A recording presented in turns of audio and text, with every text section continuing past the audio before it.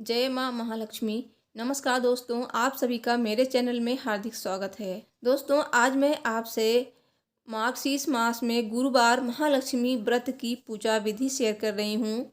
माँ महालक्ष्मी का व्रत मार्गशीर्ष यानी कि अगहन मास में गुरुवार के दिन किया जाता है और इस व्रत को करने से आपके घर में सुख समृद्धि आती है, सारी मनोकामनाएं पूरी होती हैं और माता लक्ष्मी की विशेष कृपा रहती है और बृहस्पतिवार होने के कारण भगवान विष्णु की विशेष कृपा प्राप्त होती है।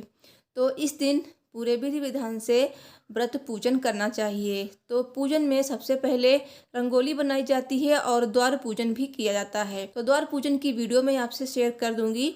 तो द्वार पूजन करने के बाद ही हमें यहाँ पे इस तरह से चौकी लगानी होती है। तो जहाँ पे आप चौकी लगा रहे हैं ना, चौकी भी पूर्व दिशा में लगानी है, पूर्व या उत्तर दिशा में। और चौकी के नीचे भी हमें रंगोली बनानी होती है। तो चावल के आटे से रंगोली बनाई जाती है या फिर आप चावल को भिगो के पीस के भी बना सकते हैं। फिर हमें इस तरह से चौकी लगानी है, चौकी पे लाल कपड़ा बिछाना है और कलश की स्थापना करनी है। भगवान विष्णु को और माता लक्ष्मी को हम चावल का आसन देंगे। तो कलश में एक सिक्का और सुपारी, दूर्वा, लौंग और एक पुष्प, ये सारी चीज़ें इसमें डाली जाती कलश में, क्योंकि कलश की ही पूजा का विधान है। तो एक लौंग का जोड़ा ले लें और कलश के कंठ पे मौली जरूर बांध लें और कलश में थोड़ा सा गंगा जल डालें। फिर इसमें हमें शुद्ध जल भरना है और उसमें हमें हल्दी और कुमकुम भी डालना है। तो इस तरह से हमें कलश की स्थापना करनी होती है। और यहाँ पे देखिए 5 प्रकार के हमें पत्ते चाहिए होंगे। तो 5 प्रकार के पत्ते नहीं हैं तो आप आम के या फिर अशोक के पत्ते ले सकते हैं। तो मैंने यहाँ पे आम के, अशोक के और पान के साथ ही एक मनी प्लांट का पत्ता लिया है। तो इस तरह से आप ले सकते हैं। अब हमें कलश पे सजाने के लिए नारियल चाहिए होगा, क्योंकि नारियल की ही पूजा होती है विशेष रूप से। तो एक नारियल ले लीजिए। नारियल में इस तरह से हमें टीका करना है, रोली और हल्दी से, कुमकुम से। फिर हमें इस नारियल को चावल के पूर्ण पात्र पर रख देना है। तो हमें एक कटोरी में चावल ले लेने हैं जो खंडित नहीं होने चाहिए और चावल वाली कटोरी हमें कलश पे रखनी है और उसी कटोरी में हमें अपना नारियल स्थापित करना है। और लक्ष्मी माता की फ़ोटो ले सकते हैं और गुरुवार होने के कारण भगवान विष्णु की फ़ोटो अवश्य ले लें, क्योंकि माता लक्ष्मी की पूजा अकेले नहीं की जाती है। माता लक्ष्मी बहुत ही चंचला होती हैं, तो रुकती नहीं हैं। इसीलिए माता लक्ष्मी की पूजा हमेशा गणेश भगवान के साथ या फिर भगवान विष्णु के साथ करनी चाहिए। तो अब हमें यहाँ पे दीप प्रज्वलित करना है। साथ ही हमें यहाँ पे नारियल को चुन्नी उड़ा देनी है और आप चाहें तो माला भी पहना सकते हैं या फिर माला नहीं है तो फूल चढ़ा सकते हैं। और सभी को हम फूल अर्पित करेंगे और सबसे पहले आप स्नान करा दें। तो मानसिक स्नान यहाँ पे होगा। तो 3 बार हमें मानसिक स्नान कराना है, फिर हमें पूजा स्टार्ट करनी है। और दोस्तों, सर्वप्रथम आपको गणेश जी की पूजा करनी है, ध्यान करना है, क्योंकि मैंने सुबह गणेश जी की पूजा कर ली थी, इसलिए मैंने यहाँ पे नहीं की है। वैसे आप कर सकते हैं यहाँ पे भी। सभी को हमें फूल अर्पित कर देने हैं और फिर उसके बाद हमें यहाँ पे रोली, कुमकुम अर्पित करना है। भगवान विष्णु को हमें चंदन अर्पित करना है, अष्टगंध चंदन। भगवान विष्णु को अष्टगंध चंदन अर्पित कर सकते हैं और हल्दी भी अर्पित कर सकते हैं। दोस्तों, हम यहाँ पे कलश की विशेष रूप से पूजा करेंगे, क्योंकि कलश को ही माता लक्ष्मी का रूप मानकर पूजा की जाती है इस दिन। तो कलश को अच्छे से सजाया जाता है और आपके पास ज्वेलरी है, गोल्ड की है या फिर आर्टिफिशियल है, तो अगर आर्टिफिशियल माता को पहना रहे हैं तो नई पहनाएं और गोल्ड की ज्वेलरी को आप अच्छे से धुल के गंगा जल छिड़क के पहना सकते हैं। तो आप चाहें तो आप नथनी भी पहना सकते हैं। तो मैंने यहाँ पे मंगलसूत्र पहना दिया है और अब हम यहाँ पे पूजा स्टार्ट करेंगे, धूप दीप दिखाएंगे। और इस दिन अगर आपके पास कौड़ियाँ हैं जो माता लक्ष्मी को बहुत ही प्रिय हैं, तो कौड़ियों को भी आप पूजा में ज़रूर शामिल करें। और यहाँ पे देखिए 2 दीपक जला के इस तरह से रख दें। तो दीपक की जो लौ है वो अपनी तरफ होनी चाहिए और हमें यहाँ पे फल का भोग लगाना है। तो फल अगर आपके पास 5 प्रकार के हैं तो बहुत अच्छी बात है। और माता लक्ष्मी के भोग में आप अनार जरूर शामिल करें, क्योंकि अनार को वंश वृद्धि का प्रतीक माना जाता है, क्योंकि उसमें बहुत सारे दाने होते हैं। तो अनार, सेब और केला, अमरूद, जो भी ऋतु फल होते हैं ना, वो हमें अर्पित करने चाहिए। अगर आपके पास नहीं है ये सारे तो आप माता लक्ष्मी को केला ही अर्पित कर सकते हैं। और सफ़ेद मिठाई का भोग जरूर लगाएं, बतासा अर्पित कर सकते हैं। सफ़ेद मिठाई शुद्ध घी की बनी हो, दूध की, वो ज़रूर अर्पित करें।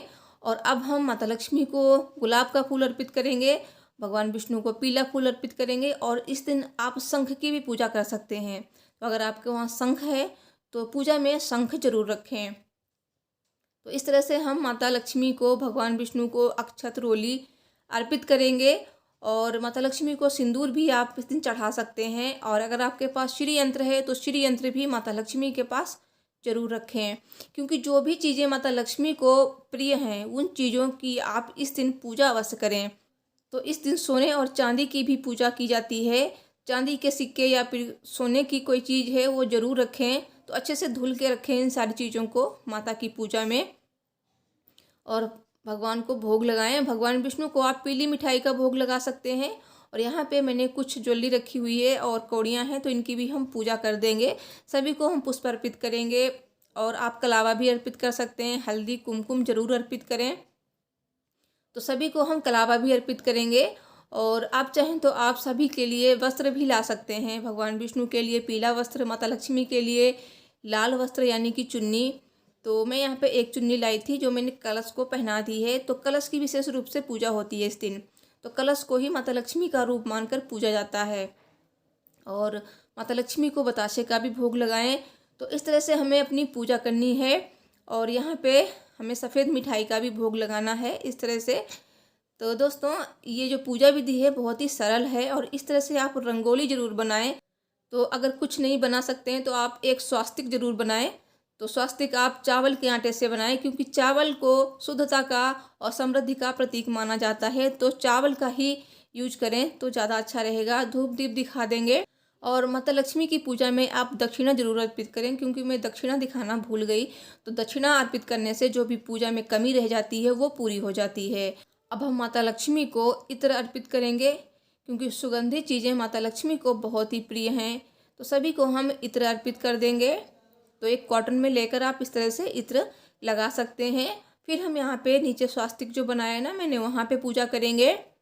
और एक यहाँ पे अग्यारी डाली जाती है। तो अग्यारी में आप हवन सामग्री ले लें। हवन सामग्री में थोड़ी सी चीनी, चीनी नहीं है तो आप बताशा भी रख सकते हैं, थोड़ा घी, हवन सामग्री और 2 लौंग के जोड़े यानी कि 4 लौंग। तो इस तरह से आप रख लें उसके अंदर। और थोड़ा सा घी उसमें डाल दें और एक कपूर की टिक्की डाल के उसको जला दें। तो इस तरह से हमें अग्यारी करनी है। और हम इस तरह से अग्यारी करने के बाद 3 बार जलवार देंगे इस तरह से। और यहाँ पे हम रोली की 5 या 7 इस तरह से टिक्कियाँ लगा देंगे। तो इस तरह से इसे अग्यारी करना कहते हैं, क्योंकि किसी भी पूजा में अग्यारी जरूर करनी चाहिए। अग्यारी करने से ही हमारी पूजा संपूर्ण होती है। तो जब अग्यारी हो जाएगी तब हम इस तरह से पैर छू लेंगे। और माता लक्ष्मी को दूर्वा भी जरूर अर्पित करनी चाहिए, जो मैंने अर्पित नहीं की थी, मैं भूल गई थी। तो दूर्वा भी अर्पित कर देंगे। और अब हम हाथ में अक्षत और पुष्प लेकर कथा पढ़ेंगे। और आप यहाँ पे कथा के बाद मंत्रों का जाप कर सकते हैं, श्री सूक्तम का पाठ कर सकते हैं, कनक धारा स्तोत्र का पाठ कर सकते हैं, साथ ही महालक्ष्मी अष्टकम का पाठ कर सकते हैं। जितनी भी आपको पूजा करनी है, मतलब उतनी कम है। तो इस दिन कथा अवश्य पढ़ें, कथा मेन होती है। कथा पढ़ने के बाद आप मंत्र पढ़ें, भगवान विष्णु के मंत्रों का जाप कर सकते हैं। कथा और मंत्र पढ़ने के बाद हमें जो भी हाथ में अक्षत और पुष्प होते हैं ना, उससे हमें अर्पित कर देना है भगवान को। और अब हम माता लक्ष्मी को, भगवान विष्णु को पान का बीड़ा अर्पित करेंगे मुख शुद्धि के लिए। तो पान के पीछे की साइड हमें लौंग रखनी है 2। आप चाहें तो आप सुपारी भी रख सकते हैं, इलायची भी रख सकते हैं। तो सभी को हम बीड़ा अर्पित करेंगे। तो बीड़ा पहले भी अर्पित कर सकते हैं, जब भोग चढ़ाया था। तो भोग प्रसाद चढ़ाने के बाद बीड़ा अर्पित करें। फिर हमें यहाँ पे आरती करनी है। तो आरती में देखिए इस तरह से हमें घी की आरती करनी है, या फिर आप कपूर की भी आरती कर सकते हैं। तो घी की आरती ज़्यादा देर तक जलती है तो घी की ही आरती करनी चाहिए। वैसे तो आप कपूर की भी कर सकते हैं। और इस तरह से देखिए हम आरती करेंगे। तो सबसे पहले भगवान गणेश की आरती कर लेंगे, उसके बाद हम लक्ष्मी माता की आरती करेंगे और भगवान विष्णु की भी आरती करेंगे। सभी को हम आरती दे देंगे। उसके बाद हम आरती पे जल बार देंगे 3 बार। फिर भगवान विष्णु से, माता लक्ष्मी से हम क्षमा याचना करेंगे कि हमारी पूजा में जो भी गलती हो गई हो मुझे माफ़ कर दीजिएगा और हमारी पूजा स्वीकार कीजिएगा। इस तरह से आपकी पूजा पूर्ण होती है। और माता लक्ष्मी की इस तरह से विधिवत पूजा अर्चना करने से माता लक्ष्मी बहुत ही प्रसन्न होती हैं और सुख समृद्धि प्रदान करती हैं। दोस्तों, ये पूजा आप शाम के समय कर सकते हैं, यानी कि प्रदोष काल में, या फिर ये पूजा आप सुबह ब्रह्म मुहूर्त में कर सकते हैं। तो जैसी भी आपकी सुविधा है उस तरह से आप ये पूजा करें। तो मैंने तो ये पूजा शाम को की थी। और आप पूजा से पहले रंगोली बना लें द्वार पूजन के लिए। तो सबसे पहले माता लक्ष्मी के स्वागत के लिए हमें दहलीज पूजा यानी कि द्वार पूजन करना चाहिए। उसके बाद हमें घर के अंदर ये वाली पूजा करनी चाहिए। दोस्तों, कलश की स्थापना करने से पहले हमें कलश के नीचे अष्टदल कमल बनाना होता है, या फिर आप थोड़े से चावल रख सकते हैं। और कलश पे आप स्वास्तिक जरूर बना लें हल्दी और कुमकुम से। और स्वास्तिक के दोनों तरफ 2-2 लाइनें बना लें और स्वास्तिक में 4 बिंदी जरूर रख लें, तभी पूर्ण स्वास्तिक होता है। तो दोस्तों, वीडियो पसंद आई हो तो प्लीज़ वीडियो को लाइक शेयर करके चैनल को जरूर सब्सक्राइब कीजिए।